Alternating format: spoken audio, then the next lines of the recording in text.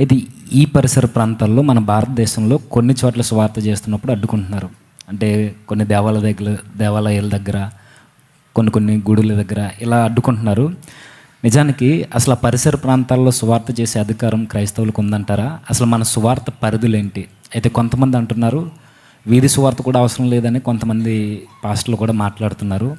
వీటి రెండింటిని గురించి మాకు వివరణ కావాలన్నా. ఇది మనదే అయినప్పుడు మనం ఎందుకు సువార్త చేయకూడదు? రైట్, మనదే. ఈ దేశం మంది, ఈ ప్రపంచం మంది, మన్నాయింది. కానీ అదే స్టేట్మెంట్ అందరూ ఇవ్వచ్చు. అదే స్టేట్మెంట్ ప్రతి మనిషి ఇవ్వాలి. ప్రతి మనిషికి ఆ హక్కు ఉంది. నేను సువార్త చెప్తున్నాను. నేను ఒక ఊరికి వెళ్ళాను. ఎక్కడ అంటే గుంటూరు జిల్లాలో ఒక చిన్న గ్రామం. ఆ గ్రామానికి వెళ్ళాను. నైట్ పడుకున్నాను. బాగా లేట్ అయిపోయింది మీటింగ్ లేట్ అయిపోయిన తర్వాత మనోళ్ళు రావడమే 9:30, 10కి వస్తారు. 12:30కు మీటింగ్ అయిపోయింది. సరే అని వెళ్ళి పడుకున్నాను. ఉదయం 3:30, 4 అయింది. 4 అవ్వంగానే గంట కొట్టింది. టింగ్ టింగ్. యెహోవా వలన ఆశీర్వదింపబడిన వాడా లే సోమరి లే అంటుండు. ఎవడు ఏ ఆకాశవాణి ఏంటిది అనుకున్నాను. బయటకు వచ్చి చూస్తే బొంగులు పెట్టినాడు ఇంతవి.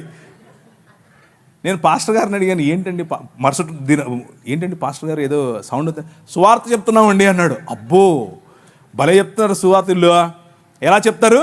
నిద్రపోయేవాడిని కెలికి లేపి సువార్తనా? అది సువార్త కాదు. దానివల్ల మనం చెప్పే మెసేజ్కు విసుగు వస్తుంది. ప్రజలకి విసుగు రాకుండా చేయాలి. ఆ శుక్రవారం పూట మసీదుకి వెళ్ళి ఒకడు వాడికున్న నిష్టలో, వారికున్నటువంటి భక్తిలో, వారికున్నటువంటి దైవభీతిలో మసీదుకి వెళ్ళి వస్తున్నారు. నువ్వు ఆ మసీదు కాన్ని నిలబడుకొని అస్సలాము అలైకుం సాహబ్ ఏలో అని చెప్పి వాడికి ఇచ్చావనుకో, ఏమంటాడు? 4 వేస్తాడు. ఎందుకేడు అంటే మనకు ఒక కామన్ సెన్స్ ఉండాలి. ఒక కామన్ సెన్స్తో మనం పనిచేయాలి. ఉదాహరణకు ఎవరైనా వాళ్ళ ఇంట్లో చనిపోయారు, ఆడి దగ్గరికి వెళ్ళి రికార్డింగ్ డాన్స్ పెడతారా? పెట్టరు. Common sense. అరే వాడు దుఃఖంలో ఉన్నాడు, దుఃఖంలో మనం కలిసి కొద్దిగా సాంత్వన ఊరట ఇచ్చే పని చేద్దాం. ఎవరింట్లో అన్నా పెళ్లి జరుగుతుంటే వెళ్ళి ఇంట్లో వాళ్ళు చచ్చిపోయారండి ఏడుతాం మనం. ఎందుకు ఏడం? అది అది కరెక్ట్ కాదు. అది మనకు కూడా తెలుసు. అలాగే మనం ఏదైనా క్రీస్తుని గురించి చెప్పాలి అని అంటే దానికి టెంపులే దొరికిందా, మసీదే దొరికిందా? అవసరం లేదుగా. ఎందుకు చేయాలి అక్కడ? సో మనమే కావాలని రెచ్చగొట్టేట్లుగా ఎప్పుడూ ప్రయత్నం చేయకూడదు. ఇది మనది కాబట్టి నా ఇష్టం వచ్చినట్టు తిరుగుతాను అని చేయకూడదు. స్వేచ్ఛ అనంటే విచ్చలవిడితనం కాదు, యథేచ్ఛవర్తన కాదు. స్వేచ్ఛ అంటే అవతలి వ్యక్తి మూడేంటి, అవతలి వ్యక్తి ఎలా ఉన్నాడు, అవతలి వ్యక్తి ఎలా స్పందిస్తాడు, అవతలి వ్యక్తితో నేను ఏం చెప్పాలి, ఎప్పుడు పంచుకోవాలి అని సమయాన్ని చూసి ఆ సమయంలో మంచి స్నేహభావంతో గౌరవప్రదంగా ఆయనకు క్రీస్తును పరిచయం చేయాలి. వీధి సువార్త చేయండి, తప్పేమీ లేదు. కానీ వీధి సువార్త పేరిట గొడవలు పెట్టుకోవద్దు. మొన్న కొందరు వెళ్ళారు, క్రైస్ట్ గాస్పెల్ టీమ్, సంచులు వేసుకుని తెల్ల బట్టలు వేసుకుని పోయినారు. పోతే అక్కడ వాళ్ళు అడ్డుకున్నారు. వాళ్ళు కొట్టనీకి వస్తే ఈడు కొట్టనీకి వెళ్తున్నాడు, ఆడు తిడితే ఈడు తిడుతున్నాడు. ఏం చెప్తున్నావు నువ్వు? ఏ పని అయితే చేయటానికి వెళ్ళావో దానికి కరెక్ట్గా ఆపోజిట్ చేస్తున్నావు నువ్వు. అవసరమా? లేదు. ఎదగాలి, ఆలోచన స్థాయిలో పైకి రావాలి. మాధ్యమాలను ఉపయోగించండి. మీరు చేస్తున్నటువంటి ఈ మాధ్యమ పరిచర్య ఎక్సలెంట్. మొన్న జరిగిన డిస్కషన్ 7 లక్షల మంది చూశారు. అందరూ క్రైస్తవులే చూసింటారా? నో. మన మాట ఉప్పు వేసినట్లుగా ఉంటే, మన మాట తగ్గింపుతో ఉంటే, మన మాట అవతలి వారి భావజాలం ప్రకారంగా రెచ్చిపోతూ ఉంటే, మనం మన భావజాలం ప్రకారంగా తగ్గించుకుని మాట్లాడితే ప్రజలను గెలవడం చాలా ఈజీ. ప్రజలను గెలుస్తాం. ఈ భావజాలంతోనే ప్రభువు ఈ లోకాన్ని గెలిచాడు. మనం అలాంటి భావజాలంతోనే సువార్త చేయాలి. సో సువార్త చేయండి, ఇది మన దేశం, కానీ సమయస్ఫూర్తి కలిగి చేయండి. ఉదాహరణకు ఏదైనా వేరే గ్రామానికి మీరు వెళ్తున్నారు, ఇక్కడ నుంచి ఒక టీం వేసుకుని, అక్కడ ఉంటారు కదా క్రైస్తవులు, ఒకవేళ ఉంటే వారికి ఇన్ఫార్మ్ చేయండి. మేము వస్తున్నాం, మేము పని చేయాలనుకుంటున్నాం, మీకు సమయం వీలైతే మాకు తోడుగా ఉండండి, మేము చేస్తాం, వెళ్ళండి. దగ్గరున్నటువంటి వాళ్ళతో ముందు పీస్ పర్సన్ అంటారు, అంటే ఒక సహృదయం ఉన్న వ్యక్తిని కలుపుకోండి, అక్కడ కలిసి చేయండి, మళ్ళీ ఎవరి దారిన వాళ్ళు వెళ్ళిపోండి, ఇబ్బంది ఏమీ లేదు. అలాగే మాధ్యమాలను వాడుకోండి, అలాగే టెక్నాలజీ వాడండి, సెల్ ఫోన్స్ వాడండి, వాట్సాప్ వాడండి, ఫేస్బుక్ వాడండి, ఇవన్నీ మీరు చేసేవే, కొత్తవేం కాదు. అన్నిటినీ మించి స్నేహం వాడండి, స్నేహపూర్వకంగా ప్రజలను పట్టండి, గృహదర్శనాలు చేయండి. ఇవన్నీ ఏం కాకుండా ఊరికే పోయి చేతిలో ఉన్నది వాడు మూడేంటో తెలియదు, వాడు ఎలా ఉన్నాడో తెలియదు, ఇదిగో నువ్వు నమ్ముకుంటే పరలోకం మొత్తం లేక నరకం మొత్తం, దేవుడు నిన్ను 65 చేస్తాడు, ఈ మాటలన్నీ చెప్తే ఎవరండి వినేది? ఎవరు వినరు. మనం చెప్పే దాంట్లో మనకు క్లారిటీ ఉండదు, వినే దాంట్లో వాళ్ళకు క్లారిటీ ఉండదు. అలా వద్దు. ఒక స్ట్రక్చర్డ్ వేలో, ఒక పద్ధతిగా గనక మనం చేస్తే మనం చాలామందిని గెలవచ్చు. సో నా ఆన్సర్ ఏంటంటే, ఇది మన దేశం, కానీ సమయస్ఫూర్తితో ప్రజలను ఆకర్షించే విధంగా, ఆకట్టుకునే విధంగా సువార్త పరిచర్యను చేయండి. సువార్త పరిచర్యలో క్రీస్తును, రాజును పరిచయం చేయటం మన ఆలోచన, అంతేకాని మన మతాన్ని పరిచయం చేయటం కాదు. అక్కడే మనం తప్పుదారి పడుతున్నాం. ఓకే అన్న, థ్యాంక్ యూ అన్న. రాజును పరిచయం చేయడం మాత్రమే మనం ఏమంటున్నాం. మన ప్రభువుని పరిచయం చేస్తున్నప్పుడు కొన్ని ప్రశ్నలు లేదా కొన్ని పరిస్థితులు ఎదుర్కోవాల్సి వస్తుంది. ఈ సువార్త చేస్తున్నప్పుడు కానీ, ఈ బయటకు విదేశం జరుగుతున్నప్పుడు కానీ, అయితే గుడిల ప్రస్తావన ఎలానే వచ్చింది కాబట్టి సువార్త ప్రకటనగా మాకు ఎదురవుతున్న పరిస్థితులు ఏంటంటే, మీరు మీటింగ్ పెడితే మేము వస్తున్నాం, మీరు ఏదైనా మీకు సంబంధించిన కేక్ ఏమైనా ఇస్తే మేము తింటున్నాం, వారినప్పుడు మేము విగ్రహాలు కల్పించి పెట్టినప్పుడు మీరు ఎందుకు తినట్లేదు? ఈ ప్రశ్న ఎక్కువగా క్రైస్తవులు మేము ఎదుర్కోవడం జరుగుతుందన్నా, ఇది దీని మీద డిబేట్ కూడా జరిగింది. మీరు వచ్చారు, అయితే ఆ రోజు మన సమయం ఒకవేళ ఉన్న పరిస్థితులను బట్టి మీరు ఏమి మాట్లాడలేదు. ఈ తర్వాత మీరు చేసిన వీడియో కూడా క్రైస్తవ ప్రపంచాన్ని చాలా ఆదరించింది. ఈ రోజు కూడా సభ ముఖ్యంగా ఇలాంటి ప్రశ్నలు మాకు ఎదురవుతున్నప్పుడు మేము ఎలా స్పందించాలి? విగ్రహాలు పెట్టింది వాళ్ళు పెడుతున్నప్పుడు మేము తిని ఇప్పుడు వాళ్ళకి సువార్త చెప్పాలా, లేదంటే ఆ పరిస్థితుల్లో మేము ఎలా యుక్తిగా నడుచుకోవాలి? దీనికోసం ప్రాక్టికల్ క్వశ్చన్స్. ప్రాక్టికల్ గా దైనందిన జీవితంలో మనం ఎదుర్కొనేవి ఇవి తెలుసుకోవాలి, వీటి గురించి ఆలోచించాలి. వీటి గురించి ఒపీనియన్స్, అంటే మన ఉద్దేశాలు ఒక్కొక్కరికి ఒక్కొక్క రకంగా ఉండొచ్చు, ఉద్దేశాలు వేరు వేరు రకంగా ఉండొచ్చు. కానీ నాకు అర్థమైన బైబిల్ గ్రంథంలో నుంచి నేను అర్థం చేసుకున్నది నేను మీకు చెప్తాను. దీన్ని నేను ఇది కరెక్ట్ అని నమ్మి చెప్తున్నాను. ఉదాహరణకు ఒక హిందూ మిత్రుడు ఉన్నాడు, లేకపోతే ముస్లిం మిత్రుడు ఉన్నాడు. ముస్లిం మిత్రుడు వాళ్ళ ఇంట్లో పండుగ చేసుకుంటున్నారు, రంజాన్ పండుగ చేసుకుంటున్నారు. పండుగ చేసుకుని ఇఫ్తార్ పార్టీకి పిలిచాడు. ఇఫ్తార్ భోజనం పెడుతున్నాను రండి అని పిలిచాడు. ఇఫ్తార్కి వెళ్ళి భోజనం చేయటంలో ఇబ్బంది ఏమీ లేదు. అలాగే ఈరోజు కనుమ. ఈ కనుమ దినాన మన హైందవ మిత్రులు వాళ్ళ ఇంట్లో మామూలుగా దాన్ని ఏమంటారు, మా ఊళ్ళల్లో అయితే అలసంద వడలు చేస్తారు. అలసంద వడలు, మంచి కోడి కూర చేస్తారు. పిలుస్తారు. పిలిచినప్పుడు వాళ్ళ ఇంటికి వెళ్తాం, వాళ్ళతో కలిసి భోజనం చేస్తాం, తప్పేమీ లేదు. అలాంటి విందులు, అలాంటి భోజనం తప్పు కాదు. కానీ ఇక్కడే కొంచెం జాగ్రత్త వహించాలి. ఏంటంటే, మేము మీ ఇంటికి వచ్చినప్పుడు మీరు కేక్ పెడితే తిన్నారు, మేము మీ ఇంటికి వస్తాం, మీరు భోజనం పెడితే తింటాం, అంతవరకు ఓకే. కానీ మీరు కేక్ పెడితే మేము తిన్నాం, మేము ప్రసాదం పెడితే మీరు తినండి అంటే ప్రాబ్లం. ఏంటా ప్రాబ్లం? కేక్ మనం ఏది ప్రసాదంగా పంచం. ఎప్పుడు ఎవరైనా పంచుతున్నారు మీరు? మనమేం పంచం. మన దగ్గర ప్రసాదాలు లేవు. మనం ప్రసాదాల బ్యాచ్ కానే కాదు. మనం ఒక బల్ల పెడతాం, ఆ బల్ల క్రీస్తు శరీరం, అది ప్రసాదం కాదు. అది వచ్చి తింటే రోగాలు పోతాయి, అది వచ్చి తింటే దేవుడు బ్లెస్సింగ్స్ ఇస్తాడు, ఇలాంటివి లేవు మనకి. ఇది దేవుని బల్ల. మనందరము ఒక్క సమాజం, మనలో అందరిలో ఒకే రక్తం ప్రవహిస్తుంది. ఆయన మన కోసం తన శరీరాన్ని విడిచాడు అన్నటువంటి ఆయన విమోచన కార్యాన్ని జ్ఞాపకం చేసుకునే, కేవలము బాప్తీసము పొందిన ఆయన అనుయాయులైన, ఆయన శిష్యులైన వారికి మాత్రమే పెట్టబడిన బల్ల. అది ఎవరికి పంచంగా మనం పంచం. అలాగే వారి దేవీ దేవతలకు అర్పించిన వాటిని తీసుకోవు కూడా. మనం పంచము, వారిస్తే తీసుకోము. చాలా క్లియర్గా చెప్తున్నానా? మనం పంచేది లేదు, వాళ్ళు ఇస్తే తీసుకోవాల్సిన అవసరము లేదు. అలాగని చెప్పి అవతల వారు నొప్పించాల్సిన అవసరం ఏమీ లేదు. ఎందుకు నొప్పించాలి? దయ్యానికి పెట్టావు, నువ్వు రాయికి పెట్టావు, నువ్వు రప్ప, ఈ స్టేట్మెంట్స్ అన్నీ అక్కర్లేదు. అది కరెక్ట్ కాదు. అలా చెప్పటం వల్ల అవతల వ్యక్తిని పోగొట్టుకుంటాం. అలా మనం దురుసుగా ఉండకూడదు. చాలా సున్నితంగా మాట్లాడచ్చు. సోదరా, చాలా థ్యాంక్ యూ, మీ భక్తి భావాన్ని నేను మెచ్చుకుంటున్నాను, మీలో ఇంత భక్తి ఉంది, చాలా సంతోషం, మీరు నన్ను కూడా గౌరవిస్తూ మీరు ఏదో ఇస్తున్నారు, కాకపోతే మిమ్మల్ని నేను గౌరవించాలి కదా. నేనేదో ఇది స్వీట్ తిన్నట్టు తిన్నాను అనుకోండి, అది మీకు నొచ్చుకుంటారు. మీరు అలా వద్దు. నేను నా విశ్వాసంలో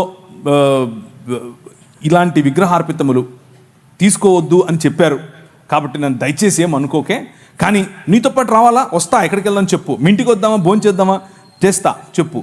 ఇలా మనం స్నేహాన్ని పెంచుకోవచ్చు. కానీ సత్యాన్ని కూడా చెప్పాలి. సత్యం చెప్తూ స్నేహాన్ని పెంచుకోవాలి. వాళ్ళేం నొచ్చుకోరు. ఒక్కసారి గనక మనము తగ్గింపుతో, నిజమైన మనస్సుతో వాళ్ళను, మన సహోదరులను యాక్సెప్ట్ చేస్తూ వాళ్ళని ఈ విషయం చెప్పి, మేము ఎలాగైతే మీకు బల్ల పంచమో అలాగే మీరు కూడా నాకు ఇది ఇవ్వకండి అని చెప్పటం వల్ల తప్పేమీ లేదు. అలా చెప్పిన తర్వాత వారితో కలిసి బయటికి వెళ్ళారు, ఒక రెస్టారెంట్కి వెళ్ళారు. ఆ రెస్టారెంట్లో వాడు ఎవరికి సమర్పించాడో మనకు తెలీదు. అది హలాల్ చేసి పట్టుకొచ్చాడా, కోషర్ చేసి పట్టుకొచ్చాడా, లేకపోతే ఏదైనా రాయి దగ్గర పెట్టాడా, లేకపోతే ఇంకేదైనా చేసి వచ్చాడా, అది మనకు తెలీదు. డబ్బులు ఇవ్వాలి, కొనుక్కోవాలి, ఇద్దరం కలిసి ఛాయ్ తాగాలి, బిర్యానీ తినాలి, ఎవరిలో కలుపుకోవాలి. అది ప్రసాదం ఏం కాదు. మీకు అర్థమవుతుందా నేను చెప్పేది? సో అందులో ఏం కెమికల్ లేదు, అందులో ఏదో వేరే శక్తులు వచ్చి మీకు పట్టేటి ఏమీ లేవు. కానీ ఎప్పుడైతే మీరు ఇది మా దేవునికి అర్పితమైనటువంటి భోజనము, ఇది మీరు తింటే మీకు లబ్ధి, ఇది మీకు మంచిది, ఇది ప్రసాదము అని మీకు ఇస్తారో, అప్పుడు దాన్ని ఏకీభవించి వారితో, అవునా నాకు కావాలి అని మీరు ఎప్పుడైతే వారితో ఏకీభవిస్తారో, అప్పుడు మీరు వారి భావజాలంతో ఏకీభవించినట్లు. వారి భావజాలం ఏమిటిది? వారి భావజాలం విగ్రహము అనే భావజాలం. బొమ్మ కాదు. బొమ్మకు విగ్రహానికి చాలా తేడా ఉంది. బొమ్మలన్నీ బొమ్మలే, విగ్రహం వేరు. విగ్రహం వెనుక ఒక భావజాలం ఉంది. ఆ భావజాలం మన పైన ప్రభావం చూపిస్తుంది. చిన్న లడ్డేగా ఏమవుతుంది అని అనుకుంటాం ఫస్ట్లో. అది మెల్లిమెల్లిగా లడ్డూ కాస్త తెడ్డేస్తుంది మన మీద. జాగ్రత్త పడాలి. ఏముంది, ఉప్మా అనుకొని తింటాను. ఉప్మా అనుకొని తింటాం కాదు. అక్కడ ఆ ఉప్మా ఎవరికైతే సమర్పించారో వాడు ఉప్మా కాదు, చాలా చెప్మా చేస్తాడు. తర్వాత కావాలని కాలు జారద్దు, కావాలని పోయి వాడి దగ్గర పడద్దు. నీకు తెలియకుండా ఇచ్చాడా కథ వేరు. కానీ తెలిసి ఒప్పుకోలు, అవును నేను అగ్రి అవుతున్నాను నీతో అన్నటువంటి భావనలో తీసుకోవద్దు. డైరెక్ట్గా చెప్పండి, లేదు సోదరా, నెక్స్ట్ టైం నుంచి నీకు కేక్ వద్దంటే కేక్ కూడా ఇవ్వనని చెప్పండి. నీ ప్రాబ్లం ఏంటి? నేను కేక్ ఇస్తే నువ్వు తినకూడదు, అంతే కదా. కేక్ ఇయ్యనబ్బా, అంతేగా, అయిపోలే. కానీ మన ఇద్దరం దోస్తే మళ్ళా ఫ్రెండ్షిప్ వదలొద్దు, ప్రసాదం వదలండి. ప్రసాదం అంటే కేవలం భోజనం గురించి మాత్రమే చెప్పట్లేదు నేను. ఉదాహరణకు మీ పిల్లలకి ఏదైనా డ్యాన్స్ నేర్పించాలనుకుంటున్నారు. డ్యాన్స్ తప్పేమీ లేదు, లలిత కళలు తప్పు కాదు. లలిత కళలు మన దేవుని, మన ఆయనవే. కానీ మా నాయన దగ్గర కాకుండా ఆడేనో ఒక ఆయన ఉంటాడు నటరాజు అని, ఆయన దగ్గరికి వెళ్ళి ముందు ఇట్లా పెట్టు అయ్యొద్దు. ఆ డ్రామాలు మనకొద్దు, మన పిల్లలకి అది అస్సలు వద్దు. ఒక్కసారి చేశారా అది జీవితాంతం పట్టుకుంటుంది. మీ నాట్యం అంతా కూడా అక్కడికే వెళ్తుంది. నీ తండ్రికి ఆరాధనగా ఉండదు. నీ పాట పాడేటప్పుడు ఎవరిని తలుచుకుంటున్నావు, ఎవరు నీ మధ్యలో ఉంటున్నారు, ఎవరికి ఆరాధనగా నీ పాట, నీ పని. కొంతమంది పని కేవలం డబ్బు కోసం చేస్తారు. ఆ డబ్బు మీకు విగ్రహం. కేవలం ప్రసాదం దగ్గర, ఉప్మా దగ్గర అది అక్కడ ఆగకండి. ఇది చాలా పెద్ద కాన్సెప్ట్. కొంతమందికి కులం ఒక విగ్రహం, దాని కిందనే బతుకుతూ ఉంటారు. పెళ్లి చేయాలంటే కులం కావాలి, భోజనం చేయాలంటే కులం కావాలి, ఎవరి దగ్గరికైనా వెళ్ళాలంటే కులం కావాలి, అసలు మనోడా కాదా, అదొక విగ్రహం. ఆ విగ్రహార్పితం నువ్వు యాక్చువల్గా అప్పుడు. సో విగ్రహం అనేది నిన్ను మనిషి స్థాయి నుంచి తగ్గిస్తుంది, పశు స్థాయిగా మారుస్తుంది. మెల్లిమెల్లిగా దాని భావజాలం నీ పైన పట్టి పీడిస్తుంది. సో సెనో, వద్దు అని చెప్పండి. నేనైతే అలాగే చెప్తాను, నాకు ఏ సిగ్గు లేదు ఈ విషయంలో. కానీ వద్దని చెప్పి నేను పోగొట్టుకున్న ఫ్రెండ్ లేడు, ఎవ్వరు లేరు. నొప్పించాల్సిన అవసరం లేదు. ఇదొక భ్రమ. ఏంటా భ్రమ అంటే, వద్దు అని చెప్తే అవతలోడు నొచ్చుకుంటాడండి. ఏం నొచ్చుకోడు, ఆడు నొచ్చుకుంటాడో లేదో తెలియదు, కానీ నువ్వు నొచ్చుకుంటున్నావు ముందు. అది నీ సమస్య. ఆనెస్టీ అంటే ఉన్నది ఉన్నట్లుగా నిజాయితీగా ప్రజల ముందు నిన్ను నువ్వు కనబరుచుకోవటం తప్పు కాదు, అది మంచిది. ప్రజలు అప్రిషియేట్ చేస్తారు. ఒకసారి ఏంటబ్బా ఆయన ఇలా చేస్తున్నాడు అని అనుకోవచ్చేమో, కానీ తరువాత నీ సత్ప్రవర్తన ఏమాత్రము వ్యత్యాసం లేకుండా నువ్వు ఆ వ్యక్తిని క్రైస్తవ భావంతో నువ్వు ఎప్పుడైతే దగ్గరికి తీసుకుంటావో అన్నీ అర్థమవుతాయి ఆయనకి. ఓకే, ఇది ఆయన నిష్ట. ఒక ఆయన వచ్చాడు నా పైన, బాస్. అప్పట్లో నేను ఒక కంపెనీలో పనిచేసేవాడిని. ఆయన బ్రాహ్మణోత్తముడు. అమెరికా వెళ్ళాం మేము ఇద్దరం కలిసి. కాదు ప్రవీణ్ గారు మీరు అని మొదలెట్టాడు. ఇక్కడే రామచంద్రాపురం అనుకుంటాను. ప్రవీణ్ గారు మీరు ఏంటండి మీరు అని 1-2 సార్లు నన్ను కొంచెం గెలికాడు.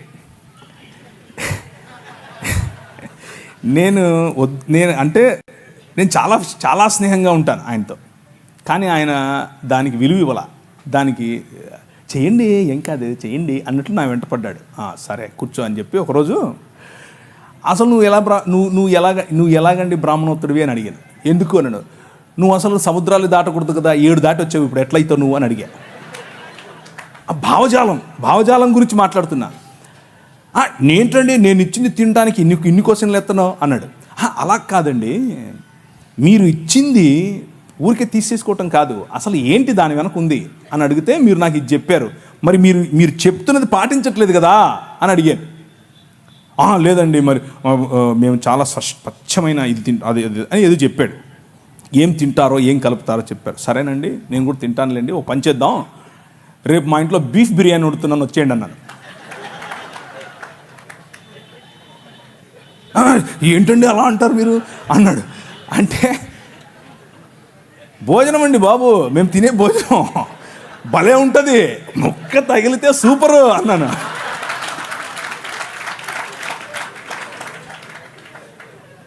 మీరు ఏ విధంగా ఇది తినడానికి జంకుతున్నారో మీ నిష్టలో ఇది తినకూడదు అన్నది మీ భావన, తినరు. అలాగే మా నిష్టలో అది తినకూడదు అన్నది భావన, దాన్ని అర్థం చేసుకోండి. అంతేగాని పద్దానికి వచ్చి మీరు ఇలా క్వశ్చన్లు చేస్తే నేను కూడా క్వశ్చన్ చేయాల్సి వస్తుందని చెప్పాను. బీఫ్ బిర్యానీ సూపర్ ఉంటుంది, దోశ వేసి పెడతా అన్నాను. బీఫ్ వండి దోశ బీఫ్ ఏంటండి ఆ కాంబినేషన్ ఏంటంటే, నేను అన్నాను భలే ఉంటుందండి బాబు, మీకు తెలియదు సూపర్ ఉంటుంది. ఇంకా మా ఊళ్ళల్లో సంగటి చేస్తారన్నాను. సంగటి ఆయనకి తెలియదు, అర్థం కావట్లేదు ఆయనకి, సంగటి ఏంటి అంటున్నాడు. అంటే కడపకు రండి ఒకసారి, బీఫ్ వేసుకుని సంగటి వండుకుని దాంట్లో నెయ్యి పోసి తింటే సబ్బా సూపర్. ఆయన తట్టుకోలేక చెవులు మూసుకెళ్ళిపోయాడు. టచ్లోనే ఉన్నాడు, ఇంకా ఫ్రెండే, కానీ అర్థం చేసుకున్నాడు. ఆయన నన్ను పెస్టర్ చేయటం, నన్ను ఒత్తటం, నన్ను కావాలని ఒత్తేది నేను ఒత్తితే ఎలా ఉంటుందో అర్థం చేసుకుని ఆపేసాడు.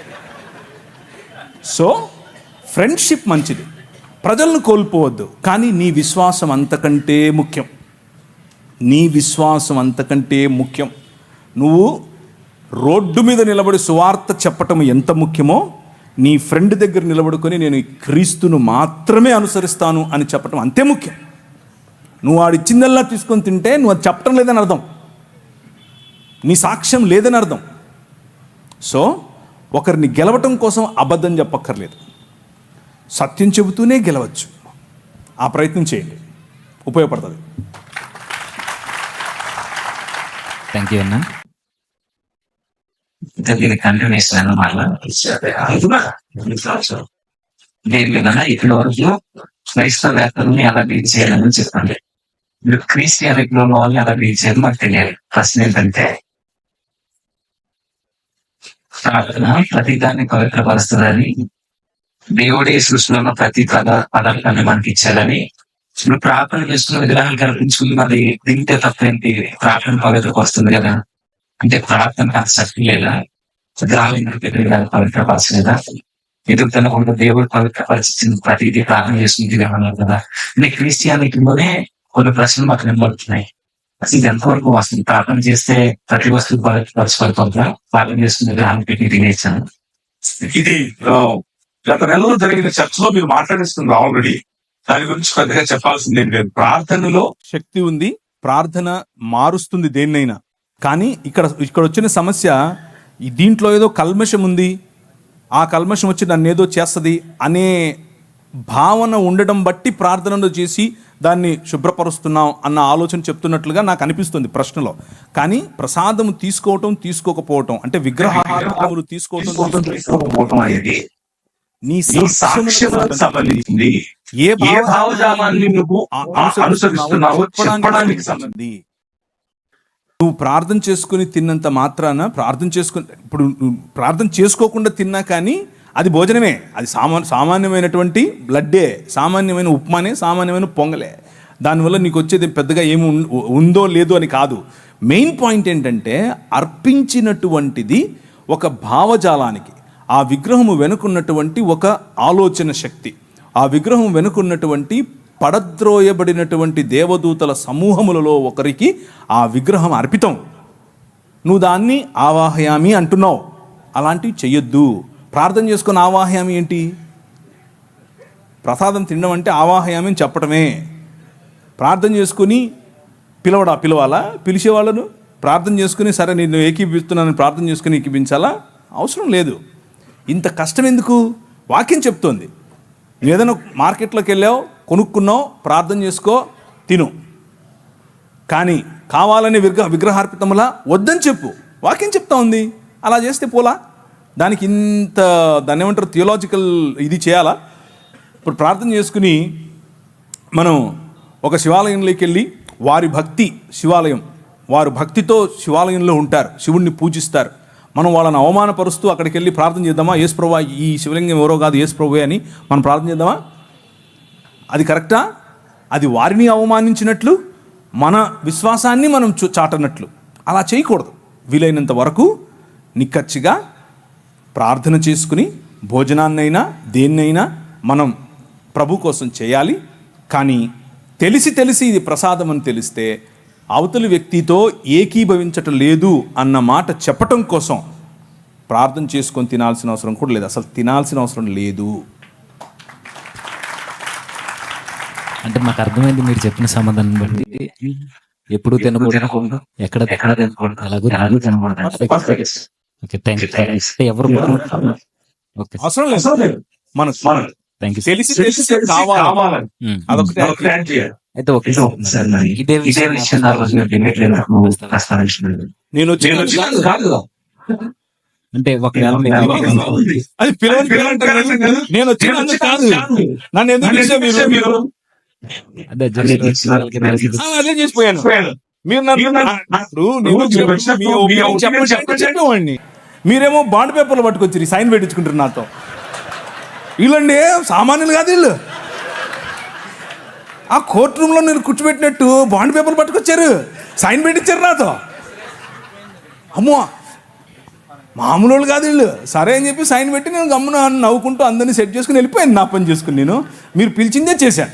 ఇప్పుడు పిలిచింది దేనికి? డైరెక్ట్ మిమ్మల్ని. అప్పుడు చేతులా? అవును సార్. అయితే ఆ బాండ్ పేపర్ తీసుకొచ్చింది మేం కాదు సార్, అటు నుంచి వచ్చే. నాకేం తెలుసండి, అది నువ్వు తెచ్చావా ఎవరు తెచ్చారు నాకేంటి? ఆడ ఉందా లేదా? అక్కడికి వచ్చే వరకు కూడా తెలియదు సార్ బాండ్ పేపర్లు ఉన్నాయన్న సంగతి. అది నాకు ఒకవేళ ఒకటి సార్, నేనేం మాట్లాడాలి? ఒకటి సార్, ఒకవేళ నేనేం మాట్లాడలేదు ఇప్పుడు. ఆ రోజు మీకు అవకాశం ఉంటే ఇదే విషయాన్ని 100% నిర్మోహమాటంగా చెప్తాను. ఎక్కడైనా చెప్తాను, ఎప్పుడైనా చెప్తాను. అది కావాలి సార్, నిర్మోహమాటంగా చెప్తాను. అది ఇప్పుడు కాదు, ఎప్పుడైనా చెప్తూనే వస్తున్నాను. అది నాకు ఏమాత్రం ఇబ్బంది లేదు ఆ విషయంలో. ఇది నా స్టాండ్ పాయింట్. సరే సార్, డిబేట్ని బట్టి ఇప్పుడు మిమ్మల్ని డైరెక్ట్గా అడుగుతున్నా సార్, అసలు పబ్లిక్ మీరు ఏ క్లారిటీ ఇవ్వాలనుకుంటున్నారు ఆ డిబేట్ విషయంలో, ఆ జరిగిన డిబేట్ విషయం? No comments. ఏం మాట్లాడకూడదని మీరు సైన్ పెట్టించుకున్నారు నాతో. వీళ్ళు సైన్ పెట్టించుకున్నారండి బాబు. ఇది అయిపోయిన తర్వాత ఏం మాట్లాడకూడదని సైన్ పెట్టించుకున్నారు. ఇప్పుడు మళ్ళీ అడుగుతావేంటి? No comments. సైన్ పెట్టించుకున్నది వాళ్ళు సార్, మాకు సంబంధం లేదు ఆ విషయం. ఇప్పుడు అడిగేది నేను సార్, అయినా మీరు నేను పెట్టలేదులేండి. నేను పెట్టలేదులేండి. కానీ ఇప్పుడు మీరు అడిగేది ఏంటి? ఏం లేదు సార్, ఇప్పుడు మీరు అంత పెద్ద వ్యక్తి, మీరు వచ్చి కనీసం మీ వాయిస్ ఏం వినిపించలేదు కదా, ఇప్పుడైనా మీ వాయిస్ పబ్లిక్. ఇప్పుడు చెప్పాను కదా, నా వాయిస్ చాలా క్లియర్గా, పెద్ద వ్యక్తిని కాదు నేను. ఫస్ట్ విషయం అది కట్. రెండు అంటే వయసులో పెద్ద అంటున్నావా, ముసలోడు అంటున్నావా నన్ను? ఇప్పుడే అయ్యగారితో ఆశీర్వాదం తీసుకున్నాను. అయ్యా మీలాగా నేను 90 ఏళ్ళు బతకాలి అని ఆశీర్వాదం చేయండి. ఇచ్చారు కదా తల మీద చేయబెట్టి.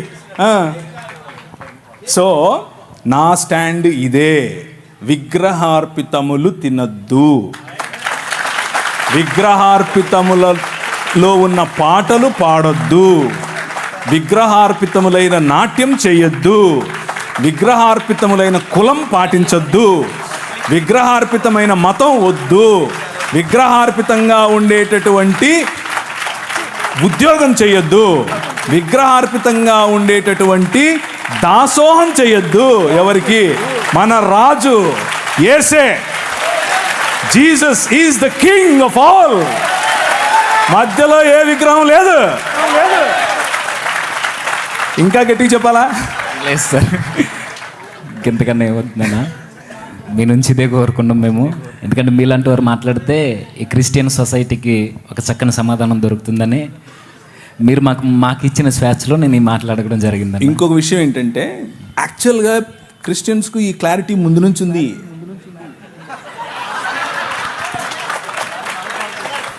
లేదని మీరు అనుకుని నేను తప్పు చెప్పానా సార్? ముందు నుంచి ఉంది, ఇది అందరికీ తెలిసింది. లేదు అని మీరు అనుకుని దాని మీద చర్చ చేసి మళ్ళా ఉందని తెలిసి మళ్ళా లేదని చెప్పి ఇప్పుడు నాతో చెప్పిస్తున్నారు. మీరు చెప్పండి, తినచ్చా తినద్దా? తెలుసండి వాళ్ళకు. మళ్ళీ మీరు క్రిస్టియానిటీలో క్లారిటీ ఇవ్వాల్సిన అవసరం ఈ విషయానికి లేనేలేదు. ఎందుకు అనంటే అందరికీ తెలుసు. కానీ వాళ్ళ స్ట్రగుల్ ఏంటంటే, యాక్చువల్ ప్రశ్న ఏంటంటే, నాకు తినాలని లేదు కానీ ఎలా నేను అవతలి వాడికి చెప్పాలి, ఎలా అవతలి వ్యక్తిని నేను పోగొట్టుకోకుండా ఆ వ్యక్తితో స్నేహం కంటిన్యూ చేస్తూ ఇది తినకుండా ఉండాలి, ఎలా సాధ్యపడుతుంది అనేదే కన్ఫ్యూజన్. తినకూడదు అనేది తెలీదా మనకు? అందరికీ తెలుసు. సో పద్ధతి ఎలా అనేది నేను మీకు క్లారిటీ ఇచ్చాను. మనిషిని పోగొట్టుకోవద్దు, స్నేహాన్ని పోగొట్టుకోవద్దు, కానీ సున్నితంగా ఇది ఇంకా కాదండి, నా భావజాలంలో నేను నమ్ముతున్నటువంటి దేవుడు నా నిష్టలో ఇది చెయ్యొద్దని చెప్పాడు అని చెప్పటమే. ఓకే అన్న, థ్యాంక్ యూ అన్న. అయితే పబ్లిక్కి చిన్న క్లారిటీ, అసలు బాండ్ పేపర్ల గురించి మాకు తెలియదు అక్కడ వరకు వచ్చేంత వరకు. 100 నోట్స్ వచ్చి అక్కడికి వచ్చిన తర్వాత ఈ షరతులు ఉన్నాయని అక్కడ సైన్ పెట్టేంత వరకు కూడా మాకు తెలియదు. ఇది మా తరపు నుంచి మీకు ఇవ్వాల్సిన క్లారిటీ అన్నకు కూడా. ఎందుకంటే ఈ విషయంలో మాకు అన్నీ తెలిసే జరిగాయని అనుకుంటున్నారు, కానీ నేనైతే అలాగే అనుకుంటున్నాను. లేదన్నా, ఈ విషయంలో మాకు అసలు సైన్ పెట్టించేద్దాం వచ్చారు వీళ్ళు. లేదన్నా, అక్కడికి వచ్చేంత వరకు మాకు కూడా ఈ విషయం తెలియదు, బాండ్ పేపర్స్ ఉన్నాయన్న విషయం. అయితే నిజానికి మొదట్లోనే మీరు ఎందుకు రావాలని అనుకున్నామంటే, మిమ్మల్ని పిలవడానికి ముఖ్య ఉద్దేశం కూడా అదే అన్న. మీ నుంచి పబ్లిక్ ఒక వాయిస్ వెళ్ళాలని, మీ నుంచి వెళ్తే అది క్రిస్టియన్ సొసైటీలో కొంచెం బలంగా దాన్ని ముద్రించిన వారం అవుతామని ప్రత్యేకంగా మిమ్మల్ని ఎన్నుకోవడం జరిగిందన్న, మిమ్మల్ని ఫాలో అవుతూ. సరేనా, చాలా చక్కని సమాధానాన్ని మాకు అందించారు. Thank you brother. అయితే ఇంకా కొన్ని ప్రశ్నలు ఉన్నాయన్న. ఆ ప్రశ్న ఏంటంటే, ఇప్పుడు కింద నుండి వచ్చిందన్న మాకు.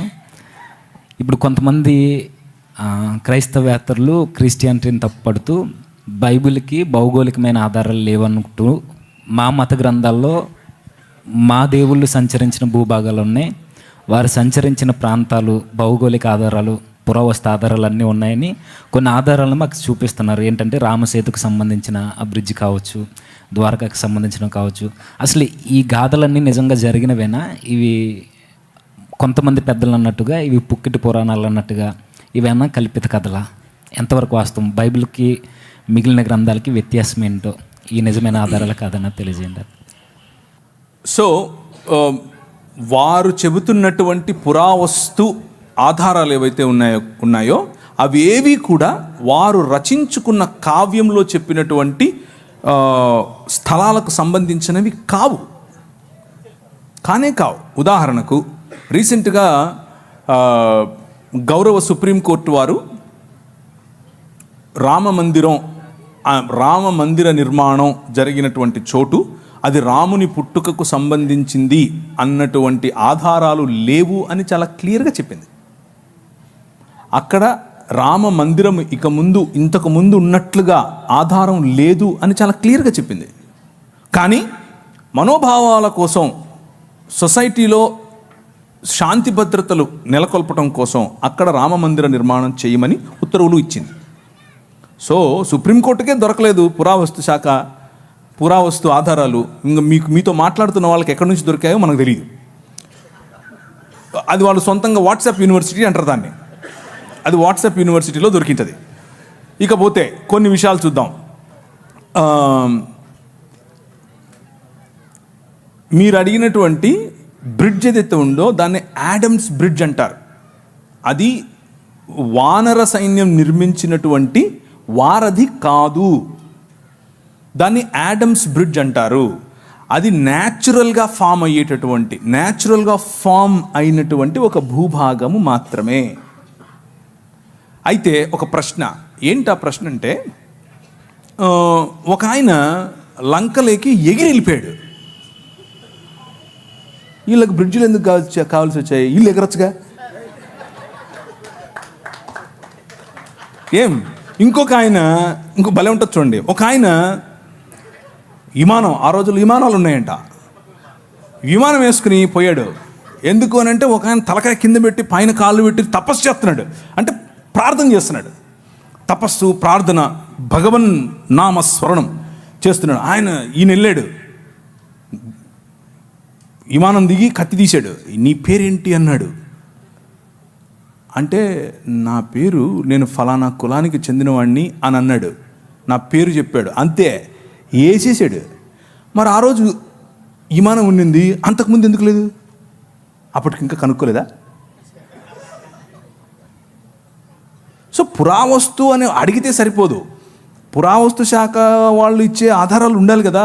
కథలోనే ఇన్ని పొరపచ్చాలు తెలిసిపోతున్నాయి మనకి. విమానం ముందు, ఇప్పుడు అక్కడ యుద్ధం అంతా అయిపోయిన తర్వాత వారధి మీద వచ్చారా? లేదు, విమానంలోనే వచ్చారు, పుష్పక విమానంలో వచ్చారు. అంతకుముందు ఎందుకు లేదు అది? ఇట్లాంటి ప్రశ్నలు చాలా అవుతాయండి ఇంకా. సో అదే వారధి అవసరం లేదు. ఈ మాటలు ఏవైతే చెప్తున్నారో ఇవి తరువాత లేటరల్ డెవలప్మెంట్స్ అంటారు వీటిని. అంటే తరువాత డెవలప్ చేసుకున్నటువంటి ఆధారాలు, తరువాత డెవలప్ చేసుకున్నటువంటి కాన్సెప్ట్స్. సో అవి నాకు అర్థమైనంతలో, నేను రికార్డెడ్గా చెప్తున్నాను, నేను చదివినంతలో పుల్లెల రామకృష్ణుడు గారు రాసినటువంటి, వారు తర్జుమా చేసినటువంటి వాల్మీకి రామాయణం నేను చదివాను. అది కూడా దేనికి చదివాను అంటే, మన హిందూ మిత్రులు కొంతమంది వారు వేసే ప్రశ్నలకు సమాధానం చెప్పడం కోసం అదే పనిగా కూర్చొని అన్ని కాండాలు క్షుణ్ణంగా అర్థం చేసుకుంటూ, లైన్ బై లైన్ అండర్లైన్ చేసుకుంటూ చదివాను. కానీ అందులో వారు ప్రస్తావించినటువంటి స్థలాలు కానీ, వారు ప్రస్తావించినటువంటి మనుషులు కానీ, వారు ప్రస్తావించినటువంటి కోటలు కానీ, వారు ప్రస్తావించినటువంటి భారతంలో కూడా వారు ప్రస్తావించినటువంటి ఇళ్ళు కానీ ఏదీ ఇప్పుడు మనకు లభ్యంగా లేదు, ఏదీ మనకు అందుబాటులో లేదు. ఒకవేళ ఉంటే ఆర్కియాలజికల్ సొసైటీ ఆఫ్ ఇండియా అని ఒక వెబ్సైట్ ఉంది. అది భారతదేశ పన్ను, మనమందరం పన్ను కడతాం, భారతదేశ గవర్నమెంట్ వాళ్ళు ఆ వెబ్సైట్ పెట్టారు. అందులో తప్పకుండా ఉంటుంది. లేదు, బౌద్ధానికి ఉంది, జైనానికి ఉంది, క్రైస్తవానికి ఉంది. అశోకుడు జీవించిన కాలంలో శిలాఫలకాలు పెట్టాడు. అందులో అరమైక్ భాష ఉంది, అందులో తమిళ భాష ఉంది, అందులో పాలి ధమ్మలిపి ఉంది. సంస్కృతం లేదు, హిందీ లేదు, ఏం లేదు.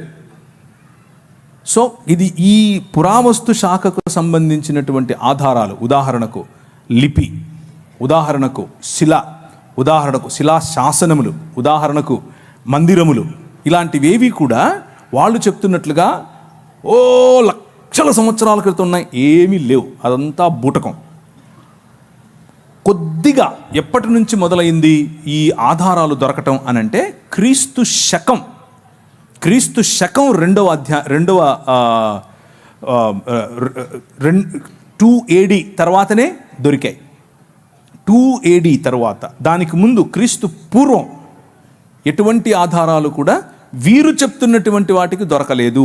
రాతపూర్వకంగా లేదు, సంస్కృతపూర్వకంగా లేదు, లిపిపూర్వకంగా లేదు, పుస్తకపూర్వకంగా లేదు, ఏదీ లేదు. క్రీస్తు పూర్వం ఉన్నటువంటి ఆరామాలు, ఆలయాలు అన్నీ కూడా బౌద్ధానికి చెందినవే.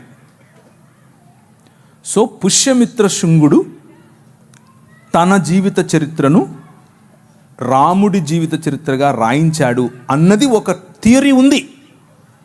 అది కూడా అయ్యుండే అవకాశం ఉంది అని అంటున్నారు. అంతేగాని కొత్తగా ఇప్పుడు వచ్చి అప్పుడెప్పుడో లక్షల సంవత్సరాల క్రితం నుంచి మేము ఉన్నాం అని అంటే దానికి పురావస్తు శాఖకు సంబంధించినటువంటి ఆధారాలు లేవు. సింపుల్ కాన్సెప్ట్ అర్థం చేసుకోండి. మనిషి వనవాసిగా ఉండి ఆ తర్వాత మెల్లిమెల్లిగా రాతి యుగం, ఆ తర్వాత మెల్లిమెల్లిగా లోహయుగం అంటే మెటల్ ఉపయోగించిన యుగం. దీనికి పురావస్తు శాఖ వాళ్ళు డేట్స్ వేసి పెట్టారు, ఎప్పటి నుంచి ఎప్పటి వరకు ఈ యుగం, ఎప్పటి నుంచి ఎప్పటి వరకు ఈ యుగం అని. మెటల్ ఇన్వెంట్ చేసిన తర్వాత వచ్చినటువంటి యుగం ఏదైతే ఉందో, రాతి యుగం తరువాత, మెసొపటోమియా తరువాత ఈజిప్షియన్ సివిలైజేషన్ అంటే మోషే సమయం, ఆ సమయానికి మెటల్ డెవలప్ అయింది, ఆ సమయానికి లోహం డెవలప్ అయింది. కనుకనే రథాల యొక్క మొట్టమొదటిసారి రథాల వాడటం, మొట్టమొదటిసారి గుర్రాలు రథాలు కలిపి వాడటం ఈజిప్షియన్ సివిలైజేషన్లో మనం చూస్తాం. గుర్రాలు ఆ తరువాత దాదాపు కొన్ని వందల సంవత్సరాల తర్వాత మెల్లిమెల్లిగా ఈ జంబూక ద్వీపం అని పిలువబడినటువంటి భారత ఇండియన్ సబ్ కాంటినెంట్ అనేదైతే అంటున్నామో ఆ ప్రాంతాలకు వచ్చాయి. గుర్రాలు వచ్చింది మోషే తరువాత యుగంలో, మోషే మరియు ఈజిప్షియన్ సివిలైజేషన్ తరువాతి కాలంలో, అంటే క్రీస్తు పూర్వం మహా అయితే 1000 సంవత్సరాలు. అప్పుడు గుర్రాలు వచ్చాయి, రథాలు వచ్చాయి. 1,00,000 ఏళ్ల క్రితం గుర్రాలు రథాలు ఎక్కడి నుంచి వస్తాయి?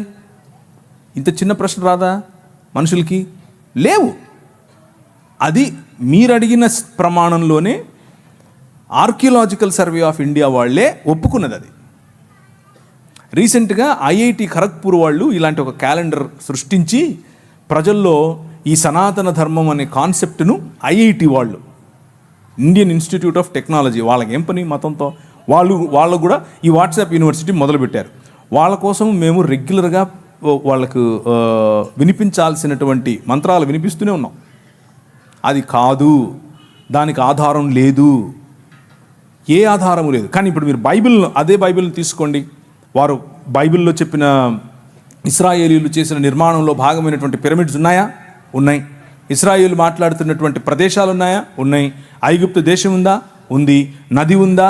ఉంది. యొర్దాను నది ఉందా? ఉంది. ఎర్ర సముద్రం ఉందా? ఉంది. బెత్లెహేమ్ ఉందా? ఉంది. యెరూషలేం ఉందా? ఉంది. తెలవీవ్ ఉందా? ఉంది. తూరు పట్టణం ఉందా? ఉంది. తర్షీష్ ఉందా? ఉంది. ఏది లేదు. ప్రతి ఒక్కదానికి ఎవిడెన్స్ ఉంది. ఫలానా రాజు ఫలానా సమయంలో ఫలానా చోట ఫలానా జనాభా లెక్కలేశాడు, అప్పుడు యోసేపు మరియను తీసుకెళ్ళాడు. వెళ్తే మనకు తెలీదా? కైసర్ అగస్తస్ ఏం చేశాడు, కైసర్ తిబేరియస్ ఏం చేశాడు, వాళ్ళు ఏ విధంగా జనాభా లెక్కల కోసం అందరినీ వెళ్ళమని చెప్పారు. This is all recorded, tracked. So ఆ రోజు ఉన్నటువంటి హిస్టోరియన్స్, జోసిఫస్ కావచ్చు, ప్లైనీ కావచ్చు, టాసిటస్ కావచ్చు, వాళ్ళు రాసినటువంటి లేఖలు ఈ రోజుకు మనకు అందుబాటులో ఉన్నాయి.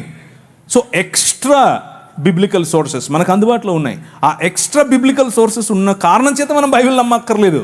బైబిల్కే అవన్నీ తర్వాత వచ్చి మళ్ళీ లైన్ అవ్వాలి. ఎందుకంటే Bible it self is a historical book.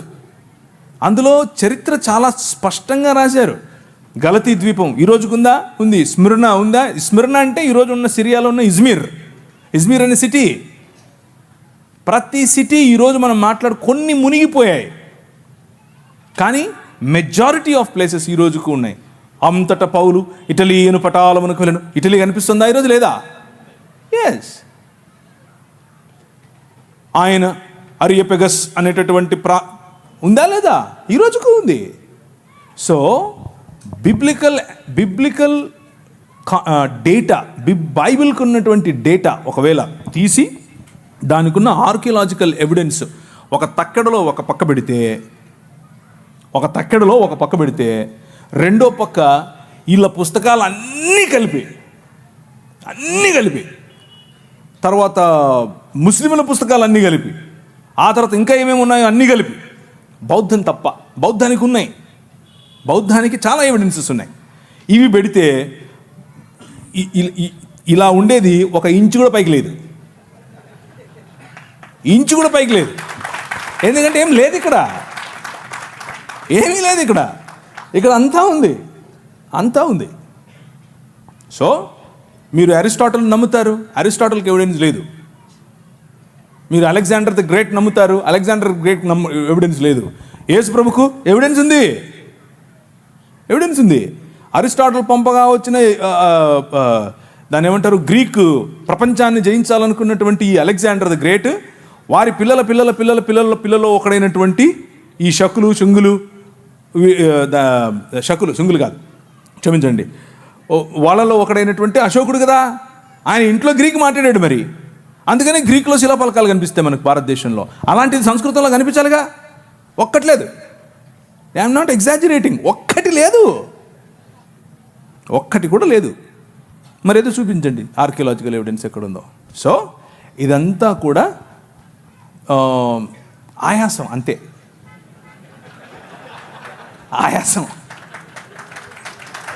ఆయాసం తప్ప ఏమీ లేదు. ఎందుకంటే ఇక్కడ సబ్జెక్ట్ ఉంది, అక్కడ ఏమీ లేదు కాబట్టి ఆయాసపడాలి. నీకు అని చెప్పాలి. అవతలుడు ఏం అనక ముందే మనమే అనేసామనుకో, అవతలుడు ఏమండు కదా అని. అలా ఏం కాదు, మనం ప్రశ్నిస్తూనే ఉంటాం. రైట్? ఓకేనా, థ్యాంక్ యూ అన్న. అయితే ఇప్పటివరకు మీరు చెప్పిన సమాధానం బట్టి మాకు అర్థమైంది బైబిల్ ఒక పరిశుద్ధమైన గ్రంథం అని, దీనికి చాలా ఎవిడెన్స్ ఉన్నాయని. అయితే ఇంతే పరిశుద్ధమైనది అయితే ఈ మధ్య చాలా ప్రశ్నలు మాకు వినబడుతున్నాయి. ఇలాంటి పరిశుద్ధ గ్రంథంలో, ఇలాంటి దైవ గ్రంథంలో లోతు సందర్భం కావచ్చు, దావీదు గారు చేసిన తప్పులు కావచ్చు, యోధా గారు చేసినవి కావచ్చు, ఇలాంటి కొన్ని ఇబ్బందికరమైన పరిస్థితులు రాసినప్పుడు దేవుని గ్రంథం అయితే, ఇన్ని ఎవిడెన్స్ ఉన్నది నిజమైన గ్రంథం అయితే, ఇలాంటి సందర్భాలు లోతు తన కుమార్తెలతో పాపం చేయడం, దావీదు తప్పు చేయడం, ఇలాంటివి రాశారు. ఇది ఎలా దైవ గ్రంథం అవుద్ది? మా దాంట్లో ఇలాంటివి ఏమీ లేవన్నట్టు చెప్తున్నారు. నిజానికి వారి గ్రంథాలు అలాంటివి ఏమీ లేవా? ఇక్కడ మనుషులు చేసినవి చూపిస్తూ తప్పుపడుతున్నారు దేవుని. ఓకే, బైబిల్ పరిశుద్ధ గ్రంథం కాబట్టి మనుషులు చేసిన తప్పులు కూడా చెబుతుంది. బైబిల్ పరిశుద్ధ గ్రంథం కాబట్టే ఆ పరిశుద్ధ గ్రంథానికి సంబంధించిన దేవుణ్ణి ఆరాధించేవారు వారు కూడా మనుష్యులే. ఆ మనుష్యులు చేసిన తప్పులు అందరికీ తెలియాల్సిందే. దేవుడు న్యాయ నిర్ణేతగా లోతు, తన పిల్లలు, దావీదు, అలాగే తామారు, ఇలా అందరూ వారి జీవితాల్లో చేసినటువంటి తప్పులను ఎత్తి చూపిస్తుంది. మొత్తానికి బైబిల్ ఏం చెప్తుంది అనంటే, దేవుని రాజ్య వారసులుగా కాకుండా సొంత రాజ్య నిర్మాణాలు, సొంత ఆలోచనల్లో బ్రతికితే మనిషి ప్రతి ఒక్కడు పాపమే చేస్తున్నాడు అన్నది చెబుతుంది బైబిల్. దానికి మినహాయింపు కేవలము యేసుక్రీస్తు మాత్రమే. మళ్ళీ కొత్తగా ఒకరు వచ్చి చెప్పక్కర్లేదు మనకు, మీ దావీదు ఇలా చేశాడు, ఆడు ఇలా చేశాడు. మాకు తెలిసేది, వి నో దాట్. అది మా దేవుడే రాయించాడు కాబట్టే పరిశుద్ధమైన దేవుడు, రాయించాడు కాబట్టే పరిశుద్ధమైన పుస్తకం. కప్పిపెట్టుంటే ఆయన పరిశుద్ధమైన దేవుడు ఎలా అవుతాడు? కప్పిపెట్టుంటే అది పరిశుద్ధమైన పుస్తకం ఎలా అవుతుంది? అది కేవలము ఒక అజెండాతో వచ్చిన పుస్తకం అవుతుంది. కానీ అవతలి వారు అలా కాదు. అవతలి వారి పరిస్థితి అది కాదు. అవతలి వారి పరిస్థితి ఏమిటి అని అంటే, ఎవరైతే దేవుళ్ళుగా, ఎవరైతే దేవతలుగా తమను తాము ఆ పుస్తకాలలో ప్రకటించుకున్నారో వారు మిగిలిన వారిని మోసముతోనూ, సెక్షువల్ అల్యూర్మెంట్ అంటే లైంగిక ఆకర్షణతోనూ, వయలెన్స్తోనూ, రేప్తోనూ, స్వయంగా పిల్లలను సొంత పిల్లలతో శారీరకేచ్ఛలు తీర్చుకోవటంతోనూ దేవుళ్ళు ఆ పని చేసినట్లుగా వారి పుస్తకాలు చెప్తున్నాయి. సో బైబిల్కు మిగిలిన పుస్తకాలకు ఉన్న తేడా ఏమిటి అని అంటే, బైబిల్ మనుష్యులు చేసిన తప్పులను ఎత్తి చూపిస్తుంది, కానీ దేవుడు ఆ చేసిన తప్పులను సమర్థించకుండా వారిని సరైన మార్గంలో పెట్టడం కోసం తన కుమారుడైనటువంటి యేసు క్రీస్తును పంపాడు. కానీ మిగిలిన పుస్తకాలు అలా కాదు. మిగిలిన పుస్తకాలు ఆ దేవుళ్ళు చేసేది ఒక పెద్ద ఘనకార్యం అన్నట్లు. ఒక ఆయన 16,000 మంది అయితే, ఇంకొక ఆయన 3 అంటే, ఇంకొక ఆయన 10 మంది అంటే, ఇంకొక ఆమె 5 మంది మొగుళ్ళని వేసుకుంటే ఎన్ని తిరుగుతూ ఉంటారు. ఇది అప్రూవ్డ్ బై గాడ్. వాళ్ళకి ఇది సనాతన ధర్మం అంటే ఇదే అని చెప్తారు. అది సమస్య. అక్కడికి ఇక్కడికి తేడా కనిపిస్తుందా? ఇది తప్పు అని బైబిల్ చెప్తోంది, అలా చెయ్యొద్దు అని బైబిల్ చెప్తోంది. సనాతన ధర్మం అంటేనే ఇది అని ఇది చెప్తోంది. ఉదాహరణకు ఒక ఆయన ఉంటాడు, ఆయన వాళ్ళ అమ్మగారు ప్రెగ్నెంట్. వాళ్ళ అమ్మగారు ఇంట్లో ఉంటారు, వాళ్ళ నాన్నగారు కూడా ఉంటారు. ఏదో చక్కగా మంచి మురిపెం మంచి ఫ్యామిలీ. అలా ఉంటే ఇది ఎక్కడి నుంచి తీసుకొని చెప్తున్నానంటే మహాభారతం నుంచి తీసుకొని చెప్తున్నాను. యుధిష్ఠిరుడు అంటే ధర్మరాజు చెప్పినటువంటి స్టోరీ. ధర్మరాజుకు మరియు గంగాపుత్రుడైనటువంటి భీష్మాచారికి మధ్య జరుగుతున్నటువంటి కాన్వర్జేషన్. అందులో నారద ముని గారు కూడా ఉన్నారు. వాళ్ళ మధ్యలో జరుగుతున్నటువంటి కాన్వర్జేషన్. ఏంటి కాన్వర్జేషన్ అంటే, ఒకసారి ఒక ముని వాళ్ళ ఇంట్లోకి వస్తాడు. చకా వస్తాడు. వచ్చి వాళ్ళ అమ్మ అక్కడ ఉంటుంది, పోయి చేయి పట్టుకుని పదాపదవరా అంటాడు. ఈ నుండి ఏంటి అయిపోతుంది నానా, ఆయన ఆపు అంటే, ఆపకూడదు నాయన అన్నాడు. ఏంటి నాన్న, మా అమ్మని తీసుకెళ్ళిపోతున్నాడు ఆయన అని అంటే, ఇథ ధర్మ సనాతన అన్నాడు. ఏంటి ఇదే సనాతన ధర్మం అంటే అని చెప్పాడు. ఏమని? బ్రాహ్మణుడు వచ్చి నీ భార్యను చేయి పట్టుకొని తీసుకెళ్తే నువ్వు ఆపొద్దు, ఆయన వెళ్ళిపోవాలంతే, అదే సనాతన ధర్మం అని చెప్పాడు ఆయన. ఇది నేను చెప్పట్లేదు, ప్రవీణ్ చెప్పట్లేదు, భీష్మాచార్యుడు, యుధిష్ఠిరుడు మరియు నారదుడు 3 చెప్తున్నారు. వినకపోతే ఎట్లా మరి? మీకు అర్థమవుతుందా? వినకపోతే ఎట్లా? ఇంకొక కథ చెప్తాను. అంటే మీరు అడిగిన దానికి చెప్పాలి, చెప్పకపోతే కష్టమైపోద్ది, కొంచెం ఎక్కువ టైం తీసుకున్నానా.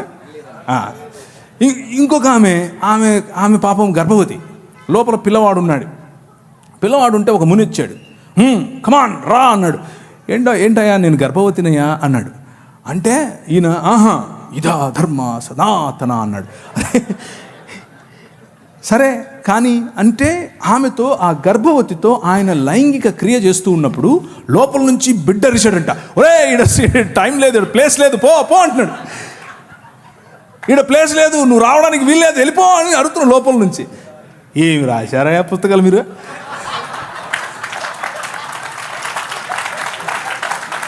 మీరు వచ్చి బైబిల్ని అడుగుతారా? ఏమన్నా ఉందా ఇది? అంటే ఎంత అన్సైంటిఫిక్ చూడండి. లోపల ఉన్న పిండం అరుస్తే కూడా తెలుసుకోలేనంతోడిని తీసుకొచ్చి నువ్వు పుస్తకాలు రాసుకొని ఇది సనాతన ధర్మం అని చెప్తావు మాకు.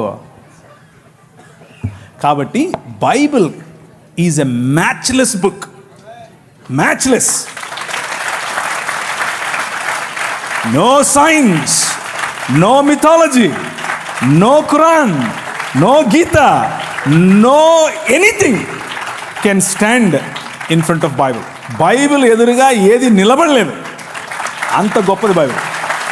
అది కేవలం ఊరికి స్టేట్మెంట్ కోసం చెప్తున్నాను అనుకోవద్దు. 24 ఏళ్ళు చదివిన తర్వాత చెప్తున్నా. 24 ఏళ్ళ నా కఠోర పరిశ్రమలో నాకు తేలింది ఇది. దాన్ని కొట్టేది రాలేదు, ఇక రాదు. అది బైబిల్.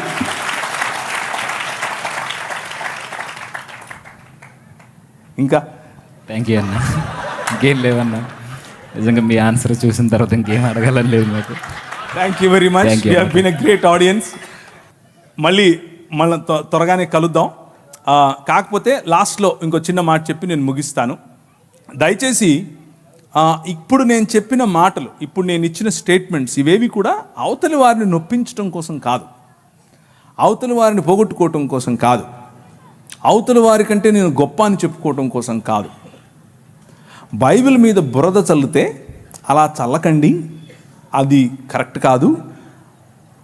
ఒకవేళ బురద చల్లాలనుకుంటే ఇదిగో మీ భావజాలంలో చాలా బురద చల్లే అవకాశం ఉంది అని చెప్పటం కోసం మాత్రమే.